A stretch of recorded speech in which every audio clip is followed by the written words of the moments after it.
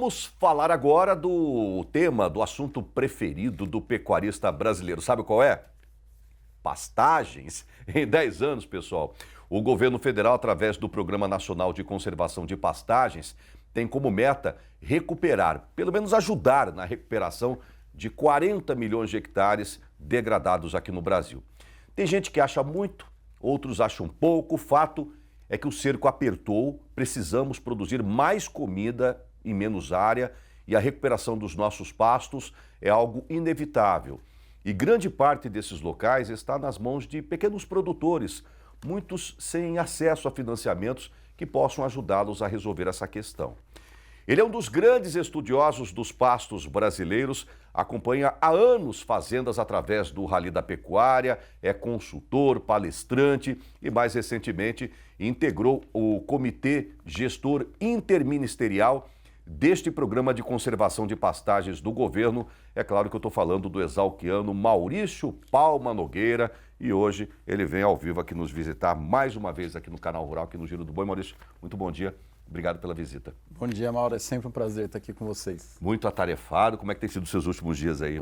Corrido. A gente muito projeto para entregar, né? Muito estudo, né? Para atualizar. A gente tem duas linhas de trabalho, né, Mauro? Uma, acidentalmente, a gente caiu, que é analisar informações que geralmente chegam em relação à pecuária. Então, além dos estudos que a gente faz, né? Do que a gente tem que produzir em consultoria, em projeto, palestras, né? A gente tem que ficar monitorando a quantidade de inverdades que são faladas em relação à pecuária. Então, tem muitos fake news na nossa pecuária ainda? Demais, demais. É um pessoal que não entende, né? Todo mundo hoje virou especialista em pecuária, né? Até tem um pessoal que chama dos tudólogos, né? O pessoal estuda tudo, fala de tudo, né? E a pecuária é um alvo, né? Em relação à questão ambiental. E a gente precisa explicar o processo, né? Por que a pecuária ocupou essa área, qual é a dinâmica do desmatamento. Então você mesmo mostrando, você deu um exemplo aqui, né, do boi lá de 4, 5 anos para chegar em 18 arrobas há 25, 26 anos atrás. Verdade. Então tudo isso mostra que nós estamos crescendo na pecuária porque nós estamos aumentando a produtividade. Então a pecuária, ela não é fator de avanço. A pecuária, ela é consequência. A hora que alguém desmata uma área de forma ilegal, ele acaba ocupando com pecuária porque ele não tem outra alternativa. E nós somos as primeiras vítimas dessa operação ilegal. São os produtores legalizados, que estão fazendo um trabalho bacana, que você sempre mostra aqui, os frigoríficos, a indústria de insumos, são as primeiras vítimas, que vai competir com uma carne produzida de forma ilegal, sem insumo nenhum, sem tecnologia nenhuma. Não dá para chamar esse pessoal dessas operações ilegais de pecuaristas, né? É verdade. Então, infelizmente, essa é uma realidade que a gente tem e aí nós temos sempre que confrontar a quantidade de desinformações. Vou te dar outro exemplo, que agora nós estamos vivendo a questão do arroz. Lá atrás, a gente tinha que bater de frente com a quantidade de deputados que levaram entre 2020 e 2022 projetos para tentar evitar as exportações de carne bovina para controlar a inflação aqui, que nem os argentinos fizeram de maneira catastrófica, né? O resultado que foi feito na Argentina. Para eles, né? E hoje o que nós estamos vivendo aí justamente exatamente a mesma coisa. Então, enfim, nós temos que ficar alerta, né? A pecuária traz essas aventuras para a gente. Além do que a gente tem que fazer, nós temos que tentar corrigir o que foi feito de informação errada e que vem para o nosso setor. É inacreditável esse tipo de coisa, né, gente? Puxa vida, eu fico muito triste com isso. A gente acorda cedo, todo dia, trabalha dia e noite, segunda a segunda, lá, de sol a sol, o pecuarista, o agricultor está lá na enxada, está lá na luta. Ainda aparece pessoas para atrapalhar a nossa vida, Deus o livre. Quanto mais você estuda pasto brasileiro, quanto mais você compila dados, a que conclusão que você chega? Pastagem é uma cultura que a gente tem que começar a trabalhar como cultura mesmo, né? Olha só mais uma coisa. Tem até uma pergunta que eu fiz aqui para o Maurício. O Maurício fala que o pasto, né? Cadê? Uma frase que você usa, é a cultura mais difícil de lidar, é verdade? Claro. Primeiro que você não tem o controle da colheita, quem vai colher é o boi. Né? E nós temos uma dificuldade muito grande por causa da área que ocupa. Então, imagina, você planta milho, soja, você colhe. O pasto a gente planta para o boi colher. Então, eu tenho que cuidar de uma cultura que ela vai ser manejada por um animal, que tem instinto, né? Tem toda aquela questão toda. E, infelizmente, Mauro, eu acho que o maior desafio que nós temos aqui ainda no Brasil é de tratar o pasto como uma atividade agrícola. Então, até anos atrás, em faculdades, pasto era ensinado como algo para ser colocado nos cantinhos, né? E nós temos que trabalhar para levantar a produtividade. Se você quer tirar mais por área, e essa é o grande desafio, nós não temos outra alternativa. Eu preciso corrigir aquele pasto, adubar aquele pasto, controlar as invasoras, controlar insetos, e os desafios vão crescer. Hoje nós temos safras, primeira e segunda safra, em quase todas as regiões do país, isso aumenta a carga de praga, de insetos, né, ou de doenças que podem atingir pastagens também. Então nós temos desafios grandes pela frente. Maravilha. O Maurício gosta de mostrar números, gráficos para a gente também adora acompanhar isso. Aliás, a Tenagro virou a empresa número 1 do Brasil aí, em compilar esses dados e fornecer informações coerentes, consistentes e reais para que a gente possa tomar alguma decisão e que a gente seja assertivo. Aí dá muita divergência, Maurício Nogueira, em relação às áreas degradadas no Brasil. E nesse slide aí você está querendo dizer o que em termos de perdas financeiras? Conta para a gente, por favor. Esse slide, ele é originado a partir do estudo que está lá no forno, né? Que a BEC vai publicar, que é o Beef Report, né? Então a gente pega alguns indicadores que a gente estuda. Em 2023, a quantidade de perda financeira do pecuarista com o processo de degradação foi de mais ou menos 27 bilhões. Nossa Senhora! Isso equivale a quase R$40 por arroba produzido. Então a gente às vezes está lá discutindo o preço, dentro das fazendas nós estamos perdendo R$40 por arroba, na média. Claro, tem produtor perdendo menos, tem produtor perdendo mais. E desse total, Mauro, metade é o pasto que passou do nível de degradação, ele perdeu. Então vou ter que refazer aquele pasto. E aí vem o que você perguntou. Existe uma confusão na questão da degradação de pastagens, que quando fala em processo de degradação, o pessoal já entende como o pasto que acabou e geralmente vem na cabeça dele uma imagem de um pasto erodido, né? de aquela coisa rala com água levando terra. Não é assim que acontece. Então você tem um processo de degradação que significa todo ano o teu pasto está pior que o período anterior. Então ele vai piorando ano a ano. E às vezes esse pasto tem como a gente recuperar sem ter que refazer esse pasto. Essa é a grande questão que a gente tem que procurar, e eu acho que essa é a informação mais interessante que nós conseguimos trazer em relação ao assunto via Rally da Pecuária. Eu consigo evitar de gastar todo o recurso necessário. Para você ter uma ideia, a maior parte do pasto dessa conta de 27 bilhões, ela está no processo de degradação. Só os 5% do total do processo de degradação que passou para degradado de vez, ele vai representar metade dos recursos. Então, olha o nível financeiro que é uma degradação de pastagem para o produtor. É o maior prejudicado, de longe, né? E aí eu preciso entender como é que a degradação acontece, qual é a realidade dela depois que ela passa, né, a marca, a barreira do degradado, né? Isso que a gente precisa começar a colocar em discussão. 27 bilhões de reais de prejuízo para o pecuarista no ano passado, somente por causa da degradação dos pastos, viu? Que coisa, hein? Essa grana dava para a gente, sei lá, ajudar a recuperar as fazendas, por exemplo, do Rio Grande do Sul, que foram dizimadas agora com essa tragédia recente, né? Que coisa. Bom, esse próximo slide aí trata do quê? Esse aí é um dado que se repete, né? Nos 10 anos, a gente vai ter mudanças anuais no nível 5, 4 e 3. O que a gente faz ali, Mauro? A gente classifica as pastagens em 5 grupos. A campo, nós vamos fazer isso. Então tem lá quase 2.000 pontos analisados em 10 anos. E os números se repetem. O que a gente vai chamar de degradado, que é aquele 3% ali do que a gente viu nesse período? É o pasto que não tem mais alternativa, vai ter que refazer, vai ter que ser replantado. E que é caro para fazer esse trem, hein? Caro, né? Que até a gente vai ter um gráfico depois com orçamento para fazer isso aí, né? A qualidade 2 é um pasto que está tão feio quanto o degradado. Ele é horroroso, só que a hora que a gente vai lá avaliar, tem stand de planta ainda. Então, se você for controlar as invasoras, colocar calcário e adubar de acordo com a análise de solo, né? Isso tudo tem que ser feito de forma técnica, com produtos idôneos, né? Produtos corretos, a gente recupera esse pasto e vai gastar aí em torno de 60% do custo de uma reforma. Então é muito mais inteligente a gente tentar dar o combate a hora que ele está ali na qualidade 2, ao invés de deixar chegar no 3.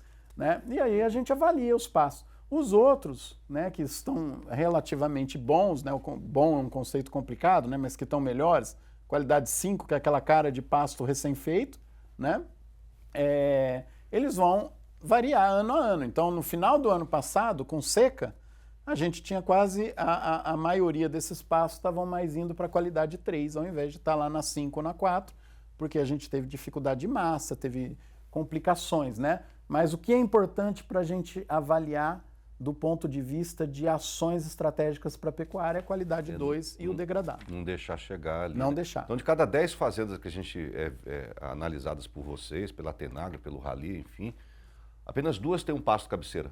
Não, isso acontece em todas as fazendas. A gente vai ter algumas que têm uma quantidade de degradado menor, que são pessoas que estão administrando melhor essa propriedade, que é o que a gente recomenda. Não deixa chegar no 4, no qualidade 4. Para ali no 3, né?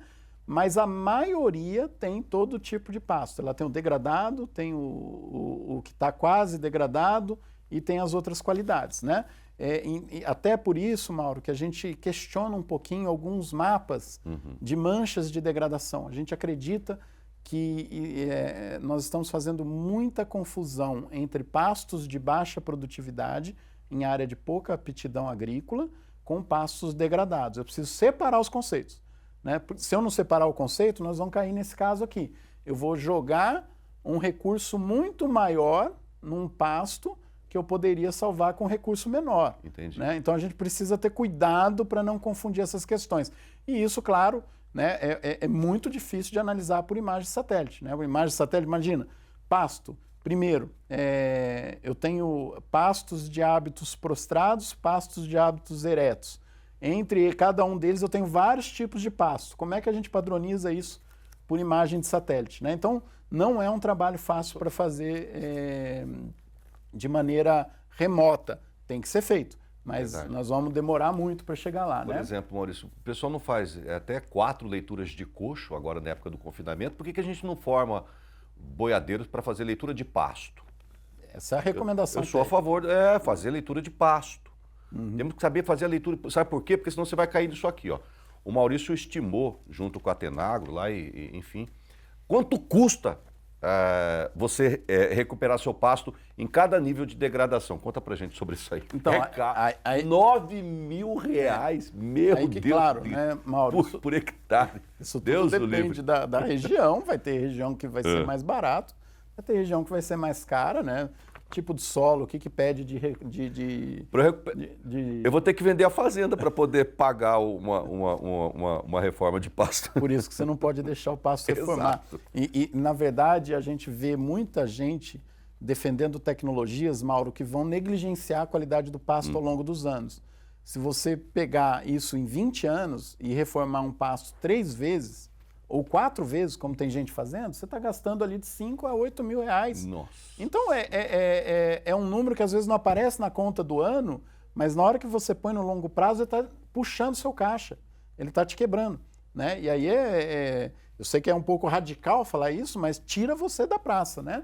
O que a gente fez aqui? A gente avaliou todas as situações e quanto de dinheiro que vai para cada uma delas. Né? E a gente separa ali. Aquelas análises anteriores do processo de degradação, ó, pasto em ótima condição, pasto bom, está lá, né, aquele que você fala, não preciso fazer nada, precisa. Só que esses R$ 1.600 não vai em um ano, você vai fazer em 20%, 25% da fazenda para manter esse recurso lá, né? Aí isso aí vai ureia, você vai planejar, calcário, fósforo. Tudo, calcário, fósforo que pedir análise de solo, nitrogênio, de acordo com a demanda e assim por diante, né? E aí a gente chega naquela outra questão, né? Que a gente estava conversando aqui. São 600 bilhões mesmo que a gente precisa? Deixa eu explicar pro pessoal de casa, é o seguinte, tem gente falando aí que para poder recuperar os pastos do Brasil, seriam necessários 600 bilhões de reais. Aí tem gente que acha que é muito dinheiro, tem gente que acha que é pouco. Eu quero saber a opinião do Maurício. O Maurício acho que é a pessoa mais habilitada no Brasil para trazer essa informação para a gente. É isso mesmo? Eu acredito que não, Mauro. Por isso que eu insisto que a gente tenha que fazer uma avaliação dos pastos, para não jogar dinheiro fora, né? Então, mas vai ter crédito para o produtor. Crédito não é dinheiro de graça, ele vai ter que pagar, né? Então, ele precisa fazer isso de forma correta. E aí, por que o pessoal chega nos 600 bilhões? Porque eles pegam os números de pastos degradados, já comete um erro aí que não está separando o processo de degradação do que é pasto degradado. E joga o custo mais alto para reformar todos os pastos, vai chegar nos 600 bilhões. O que nós fizemos aqui, Mauro? Nós dividimos o degradado e o qualidade 2, Aqueles 5 exemplos que você me mostrou. Tá. Que é assim, é o pasto, o qualidade 2 ele está praticamente degradado, só que ele ainda tem stand. Né? E aí a gente colocou lá, quanto que custaria para fazer? Tiramos daí 2 tipos de pasto dessa conta. Os nativos, que são os biomas, né? Pampa, Caatinga e Pantanal. E tiramos também o que está em integração lavoura e pecuária. Tá. Nosso número de integração é em torno de 13 milhões de hectares, o número da rede LPF já 17 a 18 milhões de hectares. Tudo bem, tem que ser diagnosticado certinho. Para investimento ali no degradado e no qualidade 2, a gente gastaria até 150 bilhões para corrigir tudo isso. E aí os outros 300 bilhões que precisam para recuperar, porque lembra, o qualidade 3 degradou um pouquinho já, qualidade 4 degradou um pouquinho já, o único que não está degradado seria o qualidade 5. Mas precisa manter, manutenção, senão ele desce a escada. Manutença dele, senão ele desce a escada. Né? E isso requer um investimentozinho. E aí o que nós estamos falando? Aqueles 300 bilhões, Mauro, que seriam usados nesses aqui, né, no qualidade 3 ou qualidade 5, já está no orçamento das fazendas. As fazendas têm que colocar a conta, o pasto na conta. Então, o que a gente precisa fazer isso? Aí. E isso eu tenho insistido muito lá no comitê, e a Patrícia Menezes, lá da Embrapa, está conduzindo de maneira maravilhosa o comitê técnico, né, o grupo técnico.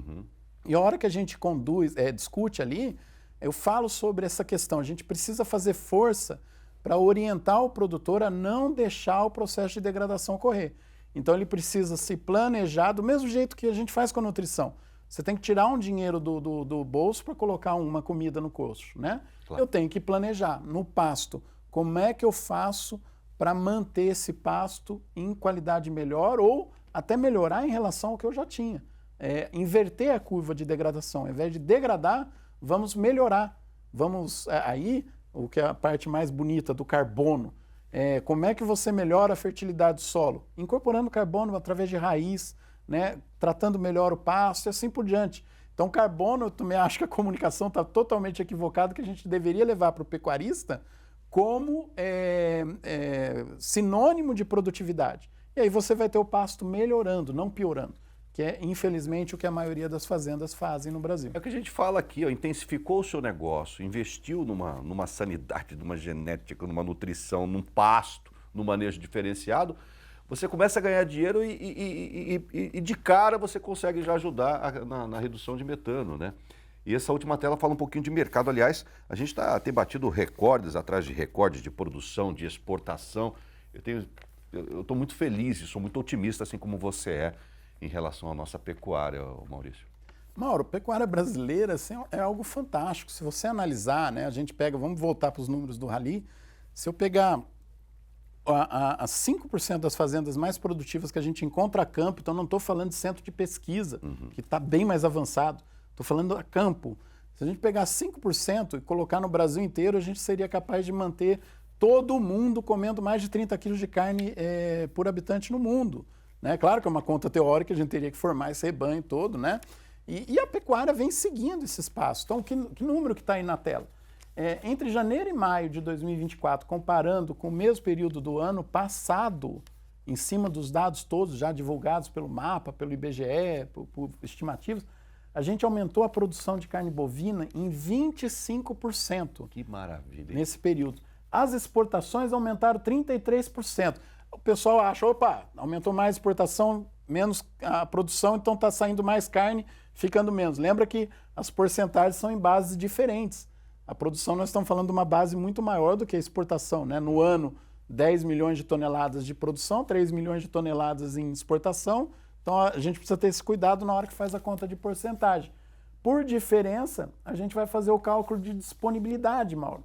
Nós estamos mantendo no mercado interno, nesses primeiros 5 meses, 20% a mais de carne do que o mesmo período do ano passado, exportando mais, né? Então, se a gente fizer a conta do consumo per capita, nós estamos falando de um aumento de 20% de consumo per capita esse ano para o consumidor brasileiro, batendo o recorde de exportação. Como é que você mantém isso? Estímulo.